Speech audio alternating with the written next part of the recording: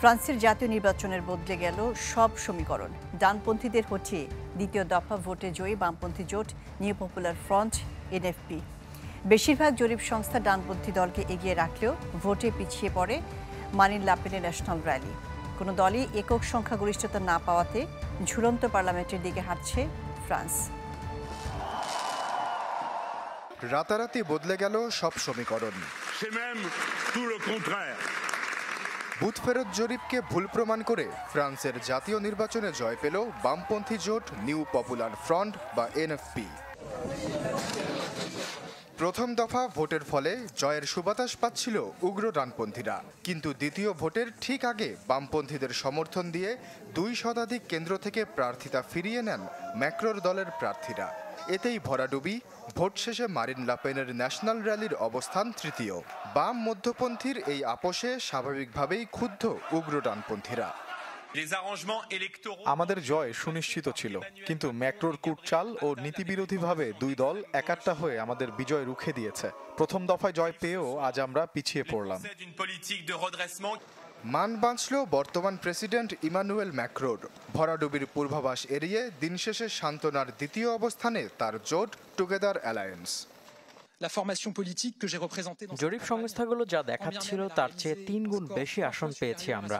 এরপরও সংখ্যাগরিষ্ঠতা না পাওয়ায় ফ্রান্সের প্রতি সম্মান রেখে পদ ছাড়ছি আমরা। তবে বিজয়ের বদলে সংখ্যাগরিষ্ঠতা শব্দটি বোধহয় বেশি গ্রহণযোগ্য বামপন্থীদের ক্ষেত্রে। 577 আসনের মধ্যে জয় পেতে দরকার ছিল 289টি, যা জোটাতে পারেনি ডান, বাম কিংবা মধ্যপন্থী একটি দলও।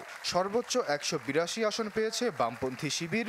ফলে দিন শেষে ফ্রান্সের পরিণতি ঝুলন্ত পার্লামেন্ট। আশ্বাস চৌধুরী, চ্যানেল 24। নির্বাচনে বাজিমাত করলেও সরকার গঠনে ম্যাজিক ফিগার পায়নি ফ্রান্সের বাম জোট। সরকার গঠনে তাই জোট সঙ্গী হতে পারে দ্বিতীয় অবস্থানে থাকা প্রেসিডেন্ট ইমানুয়েল ম্যাক্রোর টুগেদার অ্যালায়েন্স। তবে প্রধানমন্ত্রী হিসেবে কাকে মনোনয়ন দেওয়া হবে তা নিয়ে কাটছে না ধোঁয়াশা। বলা হচ্ছে বামপন্থীর কেউ প্রধানমন্ত্রী হলে বাড়তে পারে অভ্যন্তরীণ মতবিরোধ। ফ্রান্সের নির্বাচনে বড় চমক দেখালো বাম দল। কট্টর ডানপন্থীদের থামিয়ে 182 আসনে নাটকীয় জয় পেয়েছে নিউ পপুলার ফ্রন্ট। তবে একক সংখ্যাগরিষ্ঠতা না পাওয়ায় সরকার গঠনে এখন অন্যদের সমর্থন নিতে হবে তাদের। জোটসঙ্গী হতে পারে 168 আসন নিয়ে দ্বিতীয় অবস্থানে থাকা প্রেসিডেন্ট ইমানুয়েল ম্যাক্রোর টুগেদার অ্যালায়েন্স। তবে দেশটির পরবর্তী প্রধানমন্ত্রিত্ব ও পার্লামেন্টের নেতৃত্ব কোন দলের হাতে থাকবে সেটাই এখন দেখার বিষয়। সংবিধান অনুযায়ী প্রেসিডেন্টই প্রধানমন্ত্রী নির্বাচন করেন, পরে পার্লামেন্ট তা অনুমোদন দেয়। সেক্ষেত্রে কে প্রধানমন্ত্রী হবেন তা নিয়ে একটা ধোঁয়াশা রয়ে গেছে এখনো। বলা হচ্ছে বামপন্থীদের কেউ প্রধানমন্ত্রী হলে অভ্যন্তরীণ নানা বিষয়ে মতবিরোধে জড়িয়ে পড়তে পারে ম্যাক্রোর সাথে, যাতে রাজনৈতিক অনিশ্চয়তার মুখে পড়তে পারে ইউরোপীয় ইউনিয়নের গুরুত্বপূর্ণ এই দেশটি। অর্থনীতি, শেয়ার বাজার, বৈদেশিক নীতির মতো ক্ষেত্রগুলোতেও নেতিবাচক প্রভাবের শঙ্কা বিশেষজ্ঞদের। কেননা শুরু থেকেই ম্যাক্রো সরকারের পেনশন ও অভিবাসন বিষয়ক আইন বাতিলের প্রতিশ্রুতি দিয়ে আসছিল বামপন্থীদের এই জোট। সমঝোতা করে সরকার গঠনে বেশ কিছু সংকট দেখা দিতে পারে। প্রধানমন্ত্রী কোন দলের হবে তা নিয়ে ধোঁয়াশা রয়েছে, যাতে নির্বাচনী ইশতেহার পূরণে চ্যালেঞ্জে পড়তে পারে বাম জোট। গেল 9 জুন আগাম নির্বাচনের ঘোষণা দেন প্রেসিডেন্ট ইমানুয়েল ম্যাক্রো। এরপরই কট্টর ডানপন্থীদের ঠেকাতে সমাজবাদী, পরিবেশবাদী, কমিউনিস্ট ও বামপন্থী দল মিলে গড়ে তোলে নিউ পপুলার ফ্রন্ট। এই দলগুলো একসময় একে অপরের সমালোচনা করত। আদর্শগত দিক থেকেও পার্থক্য আছে তাদের। মিলা খন্দকার, চ্যানেল 24। ফ্রান্সের নির্বাচন নিয়ে সবশেষ খবরাখবর জানাতে ফ্রান্স থেকে আমাদের সাথে যুক্ত হচ্ছেন আমাদের সহকর্মী আহসান হাবিব। আহসান হাবিব, যেমনটি প্রতিবেদনে দেখছিলাম যে ঝুলন্ত পার্লামেন্টের দিকে হাঁটছে ফ্রান্স এবং কোনো দলে কিন্তু একক সংখ্যাগরিষ্ঠতা পায় না। এই ক্ষেত্রে সরকার গঠনের ক্ষেত্রে কি ধরনের জটিলতা হতে পারে? মূলত প্রথম জটিলতা যেটা শুরু হয়েছে আজকে এই মাত্র বর্তমান যে প্রধানমন্ত্রী ছিলেন গাব্রিয়েল আতাল, তিনি পদত্যাগপত্র জমা দিয়েছিলেন বর্তমান প্রেসিডেন্ট ইমানুয়েল ম্যাক্রনের কাছে, কিন্তু তিনি তার পদত্যাগ গ্রহণ করেননি। তাকে বলা হয়েছে যে এই সময় ফ্রান্সে কিছুদিনের মধ্যেই শুরু হবে হলো অলিম্পিক, এই অলিম্পিক পর্যন্ত তাকে থাকার জন্য বলা হয়েছে। এবং আজকে আরেকটি মিটিং ছিল বামপন্থী দলের সাথে ইমানুয়েল ম্যাক্রনের, সেটিও প্রায় নিষ্পত্তি না হয়ে সর্বশেষ যে খবরটা আমরা পেয়েছি সেটি বৈঠক শেষ হয়েছে। তার মানে জটিলতা কিন্তু শুরু হয়ে গেছে। এখন যেটা হলো যে বর্তমান যদি ধারাবাহিকতায় প্রধানমন্ত্রী নিয়োগ না হয়, গাব্রিয়েল আতাল যদি থাকেন, তাহলে মূলত বামপন্থীরা তারা চাচ্ছে, এবং আজকে তাদের মিটিং এর এজেন্ডাই ছিল যে ইমানুয়েল ম্যাক্রনকে বলা, ঘোষণা দেওয়া যে তাদেরকে আমন্ত্রণ জানানো তাদের সরকার গঠনের জন্য। ইমানুয়েল ম্যাক্রন কিন্তু সেটি নাকচ করে দিয়েছেন এবং তিনি বলেছেন সময় দেওয়ার জন্য, এবং তিনি চাচ্ছেন যে কিছু সময় ক্ষেপণ করে গাব্রিয়েল আতাল সহ তার প্রধানমন্ত্রী সহ তার যে বর্তমান যে মন্ত্রী পরিষদ আছে সেটি নিয়ে তিনি কিছুদিন এটি পরিচালনা করবেন এবং এর মধ্যে তারা আলোচনা চালিয়ে যাবে এবং সেইভাবেই তারা আগাচ্ছে। তবে হ্যাঁ, এই ক্ষেত্রে একটা বড় রকমের সমস্যা দেখা দিয়েছে। কেউ তিনটি দলই কট্টর বামপন্থী এবং মধ্যপন্থী ইমানুয়েল ম্যাক্রনের দল, তারা কিন্তু একমত হতে পারেনি। আর এই ক্ষেত্রে কট্টর ডানপন্থী লোপেন, তারা তাদের সাথে কেউ, আমরা সর্বশেষ খবর যেটা জেনেছি, তাদের সাথে কেউ জোট গঠন করে সরকার গঠন করবে না। সুতরাং এই দুই দলকে নিয়েই পরবর্তী ফ্রান্সের সরকার গঠন করতে হবে, সেটি প্রায় অনিশ্চিত হয়ে গিয়েছে এবং ঝুলন্ত পার্লামেন্টের মধ্যে কিন্তু এখনো রয়ে গেছে। সর্বশেষ আমরা যতটুকু জানতে পেরেছি, দুই দলের এখনো পর্যন্ত তারা একমত হতে পারেনি কিভাবে সরকার পরিচালনা করবে, কিভাবে তাদের এজেন্ডা বাস্তবায়ন করবে, কিভাবে তারা একসাথে হয়ে তারা সরকার গঠন করবে। এটির জন্য এখনো একটু অপেক্ষা করতে হবে, দুই একদিনের জন্য অপেক্ষা করতে হবে। তবে প্রধানমন্ত্রীতে গাব্রিয়েল আতাল, তিনি এখনো পর্যন্ত রয়ে গেছে, তিনি থাকবেন, তাকে পরিবর্তন করা হবে না বলে ঘোষণা করা হয়েছে। জি, আহসান হাবিব। ফ্রান্সের জাতীয় নির্বাচন এবং সরকার গঠনের সবশেষ খবরাখবর জানাচ্ছিলেন আহসান হাবিব ফ্রান্স থেকে। ইউক্রেনের রাজধানী কিয়েভ সহ বিভিন্ন শহরে রাশিয়ার ক্ষেপণাস্ত্র হামলায় প্রাণ গেছে অন্তত 31 জনের, আহত হয়েছেন অনেকেই। হামলায় ধ্বংসস্তূপে পরিণত হয়েছে কিয়েভের একটি শিশু হাসপাতাল। সোমবার ইউক্রেন জুড়ে 40টি ক্ষেপণাস্ত্র ছুড়ে রুশ সেনারা, এতে ক্ষতিগ্রস্ত হয়েছে বেশ কিছু অবকাঠামো, আবাসিক ও বাণিজ্যিক ভবন। শুধু রাজধানীতে প্রাণ গেছে 25 জনের। ধ্বংসস্তূপের নিচে চাপা পড়েছেন অনেকেই। তবে এসব হামলা নিয়ে কোনো মন্তব্য করেনি ক্রেমলিন।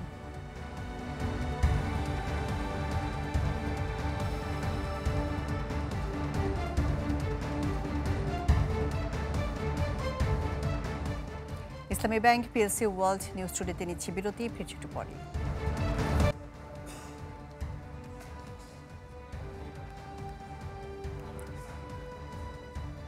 বাংলাদেশের সাথে তিস্তা এবং গঙ্গার পানি বন্টন চুক্তি নিয়ে ফের সরব হয়েছেন পশ্চিমবঙ্গের মুখ্যমন্ত্রী মমতা বন্দ্যোপাধ্যায়। কেন্দ্রীয় সরকারের বিরুদ্ধে ছাড়লেন ক্ষোভ, জানিয়েছেন বাংলাদেশকে তিস্তার পানি দিলে উত্তরবঙ্গে কেউ পানি পাবে না। সোমবার কলকাতায় এক সংবাদ সম্মেলনে এমন মন্তব্য করেছেন তিনি। পুরনো সুরে বলেন, চুক্তির বিষয়ে বাংলাদেশের প্রধানমন্ত্রীর সাথে আলোচনার বিষয়ে তাকে জানানো হয়নি। আরও জানিয়েছেন, গঙ্গার পানিতে তলিয়ে যাওয়া ঘরবাড়ি পুনর্নির্মাণের জন্য 700 কোটি টাকা তহবিল দেওয়ার কথা থাকলেও তা আজও দেয়নি সরকার। এর মধ্যে ফারাক্কা চুক্তির পুনর্নবায়ন হলে বিহারও ভাসবে বলে মন্তব্য করেছেন তিনি। আলোচনা বাংলাদেশ এবং ইন্ডিয়ার প্রধানমন্ত্রীর সাথে আমাদের কাউকে জানানো হলো না, খুব আনফরচুনেট।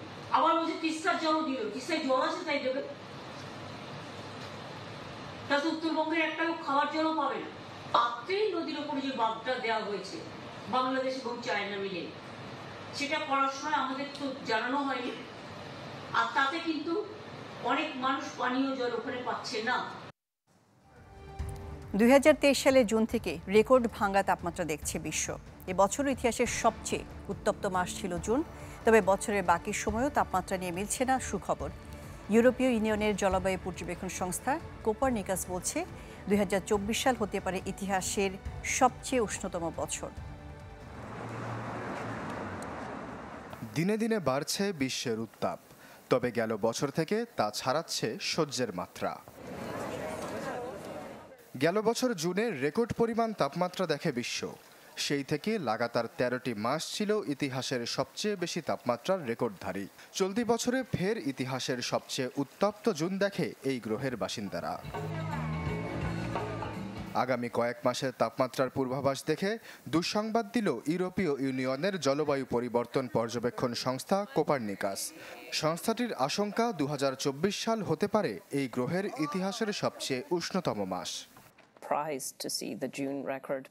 জুনের এই তাপমাত্রা দেখে আমি বিস্মিত নই। পরপর 13টি মাসের প্রতিটিই ভেঙেছে অতীতের সব রেকর্ড। 95% সম্ভাবনা বলছে এই বছরটি হবে 1800 শতকে পর্যবেক্ষণ শুরু করার পর সবচেয়ে উষ্ণ বছর। লাগামহীন তাপমাত্রার প্রভাব এরই মধ্যে পড়তে শুরু করেছে জনজীবনে। গেল মাসেই হাজারের বেশি হাজির মৃত্যু হয়েছে সৌদি আরবে। ভারতের রাজধানী দিল্লি থেকেও মিলেছে প্রাণহানির খবর। গ্রিসেও গরমে বিপর্যস্ত সাধারণ মানুষ। ইউরোপের কয়েক অঞ্চল দাউ দাউ করে জ্বলছে দাবানলে। বিশেষজ্ঞদের মতে এল নিনো দশা এবং জীবাশ্ম জ্বালানি পোড়ানোর মাত্রা বাড়ায় বেড়েছে ভোগান্তি। এল নিনোর কারণে গরম বাড়লেও আগে বুঝতে হবে এটি একটি প্রাকৃতিক দশা। একসময় এই মৌসুম চলেও যাবে, কিন্তু থেকে যাবে আমাদের অভ্যাস। জীবাশ্ম জ্বালানির ব্যবহার কমাতে পারবে না মানুষ, ফলে কমবে না তাপমাত্রাও। কোপার্নিকাস বলছে গেল 13 মাসে প্রাক শিল্প যুগের চেয়ে 1.64 ডিগ্রি সেলসিয়াস বেশি তাপমাত্রা দেখছে বিশ্ব। আশ্বাস চৌধুরী, চ্যানেল 24। সংযুক্ত আরব আমিরাতের দুবাইয়ের সড়ক দুর্ঘটনায় নিহত হয়েছেন 5 বাংলাদেশি। নিহতদের বাড়ি ঢাকার নবাবগঞ্জ ও দোহারে। নিহতরা সবাই আজমান প্রদেশে বাস করতেন। রোববার বাংলাদেশ সময় সকাল 10:30টার দিকে এই দুর্ঘটনা হয়। এতে নিহত হন নবাবগঞ্জের রানা, রাশেদ, রাজু, ইবাদুল ও দোহারের হিরামিয়া। কাজের উদ্দেশ্যে তারা আবুধাবি যাচ্ছিলেন। মাঝপথে দুর্ঘটনার শিকার হলে ঘটনাস্থলেই তাদের মৃত্যু হয়। নিহতদের মৃত্যুতে শোক বার্তা দিয়েছে দুবাইয়ের বাংলাদেশ কনসুলেট।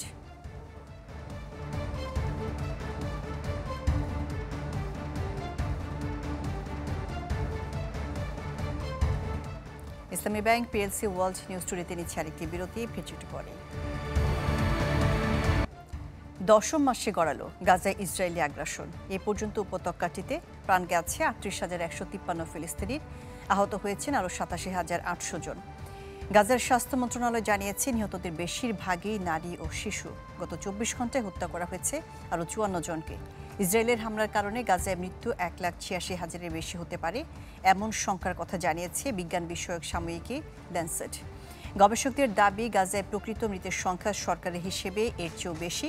এদিকে চলতি সপ্তাহে মিশর এবং কাতারের মধ্যস্থতায় ফের আলোচনায় বসবে হামাস ও ইসরায়েল। ইসরায়েলি প্রতিরক্ষামন্ত্রী ইয়ফ গ্যালান্ট জানিয়েছেন গাজায় যুদ্ধবিরতিতে সম্মত হলেও লেবাননের বিরুদ্ধে চলবে আগ্রাসন। দুটি বড় দুর্ঘটনায় প্রতারণার অভিযোগের দায় স্বীকার করেছে বিমান কোম্পানি বোয়িং 737। কঠোর তদন্ত এবং বড় শাস্তিমূলক ব্যবস্থা এড়াতেই দায় স্বীকার করেছে কোম্পানিটি। 2018 ও 2019 সালে বোয়িং 737 ম্যাক্স বিমানের আলাদা দুর্ঘটনায় সাড়া পড়েছিল বিশ্বে। এতে প্রাণ হারান 346 জন যাত্রী। দুটি বড় দুর্ঘটনা সত্ত্বেও ভুল তথ্য দিয়ে ফেডারেল এভিয়েশন অ্যাডমিনিস্ট্রেশনের এয়ার সেফটি নিয়ন্ত্রকদের বিভ্রান্ত করার অভিযোগ ওঠে বোয়িংয়ের বিরুদ্ধে। সমাধানের প্রতিশ্রুতি দিয়ে 2021 সালে একটি নিষ্পত্তি চুক্তি করে মার্কিন কোম্পানিটি। চুক্তির শর্ত মেনে চলার দাবি করে এতদিন বিচার বিভাগের শর্ত লঙ্ঘনের অভিযোগ অস্বীকার করে আসছিল বোয়িং।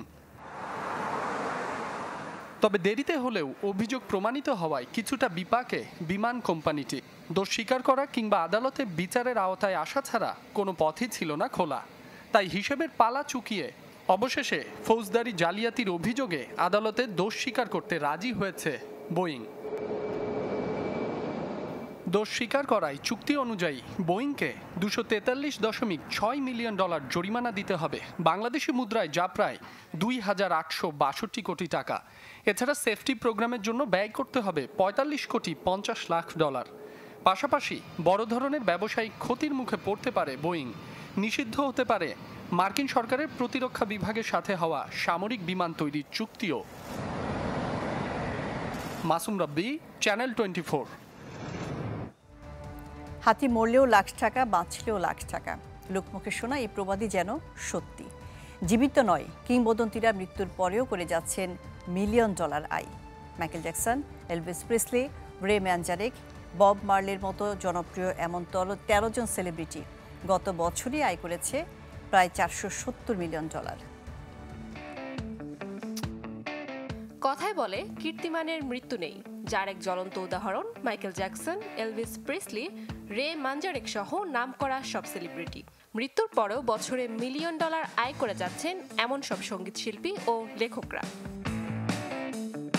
পপ সম্রাট মাইকেল জ্যাকসন মৃত্যুর 15 বছর পরেও ফিকে হয়নি তার নাম, এখনও লোকমুখে তাকে ঘিরে চর্চা। মৃত্যুর পরেও বছরে $মিলিয়ন আয় করে 2009 সাল থেকেই ফোর্বসের তালিকায় শীর্ষে। 2023 সালে তার জুক বক্স মিউজিক্যাল এমজে দ্য মিউজিক্যালের বিক্রি ছাড়িয়েছে $85 মিলিয়নের ঘর, আর এ পর্যন্ত যার আয় $115 মিলিয়ন। তালিকায় দ্বিতীয় শীর্ষে সঙ্গীত শিল্পী ও অভিনেতা এলভিস প্রিসলি। মাত্র 42 বছর বয়সে এই পৃথিবীর মায়া ত্যাগ করলেও এখনও রয়ে গেছেন মানুষের মধ্যে, যে কারণে গেল বছরও প্রায় 6 লাখ মানুষ অর্থ খরচ করে এক নজর দেখতে গেছেন প্রিসলির বাড়ি। প্রিয় মানুষ না হোক, অন্তত তার রেখে যাওয়া স্মৃতি দেখিয়ে আয় দাঁড়িয়েছে $100 মিলিয়ন। এরপরে আছে রে ম্যানজারেকের নাম। 2013 সালে ক্যান্সারে আক্রান্ত হয়ে মারা যান জনপ্রিয় এই সঙ্গীত শিল্পী। রক অ্যান্ড দ্য ডোরস এর সদস্য হিসেবে যার খ্যাতি ছিল বিশ্বব্যাপী। নিজস্ব ব্যান্ডের সঙ্গীত বিক্রি করে এখন পর্যন্ত আয় হয়েছে প্রায় $45 মিলিয়ন। তরুণ পাঠকদের কাছে এখনও জনপ্রিয় ডক্টর সিউস। মৃত্যুর 3 দশক পার হয়ে গেল, বইয়ের পাতায় এখনও জীবিত তার নাম। The Grinch, the Cat in the Hat, the Lorax, how the Grinch lost Christmas নামক বইগুলো থেকে বছরে আসছে $মিলিয়ন বেশি। এ পর্যন্ত লেখকের আয় $40 মিলিয়ন। তালিকায় আরও আছে Charles M Schulz, Prince, John Lennon, Bob মার্লের মতো জনপ্রিয় ব্যক্তিত্বের নাম। তথ্য বলছে 2023 সালে এমন 13 জন সেলিব্রিটি আয় করেছে প্রায় $470 মিলিয়ন। 2022 সালে যার পরিমাণ ছিল $1.5 বিলিয়ন বেশি। নাদিয়া ইসলাম তুলি, চ্যানেল 24। ইসলামী ব্যাংক পিএলসি ওয়ার্ল্ড নিউজ টুডেতে ছিল আজকের আয়োজনে এটুকুই। সপ্তাহের প্রতিদিন বিশ্বের গুরুত্বপূর্ণ সব সংবাদ এবং বিশ্লেষণ জানতে একই সময়ে চোখ রাখুন চ্যানেল 24 এর পর্দায়। এছাড়াও দেখতে পারেন ফেসবুক পেজ এবং ইউটিউবে। সবাইকে ধন্যবাদ সাথে থাকার জন্য।